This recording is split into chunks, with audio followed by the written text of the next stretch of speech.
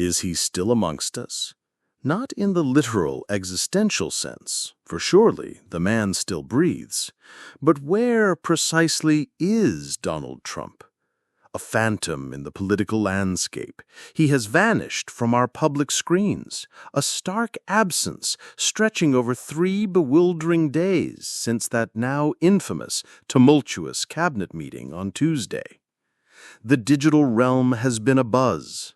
My own inquiries, flung across Twitter, Blue Sky, and Substack, echoed a singular, gnawing question. Has anyone, anywhere, witnessed Donald Trump on video in these last 72 hours? The silence in response was deafening, the replies devoid of any visual evidence.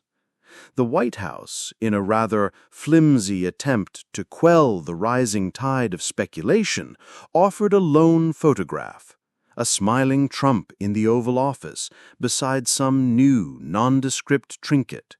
Yet a picture, as we all know, is a prisoner of no particular moment.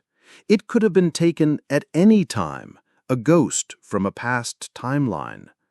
Then there are the Truth Social posts. A flurry of words, yes, but words that felt off. Written by whom? One unsettlingly employed the distinctive M-dash, a grammatical quirk often whispered to be the signature of AI-generated text. Another bafflingly used the word literally, a stylistic flourish utterly alien to Trump's usual digital voice. These weren't the authentic echoes of the man we know. And the plot thickens.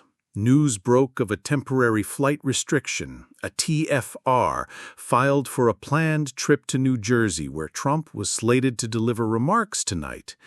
It was filed, yes, a concrete indication of movement, and then, just as suddenly, it was canceled. No public explanation. No official word as to why his journey was aborted, why the skies above New Jersey would remain clear of his presence. This isn't merely a curious anomaly. It's a perfect storm of suspicion swirling around a man who typically craves the spotlight. Where, indeed, is Donald Trump? This unsettling vanishing act doesn't occur in a vacuum.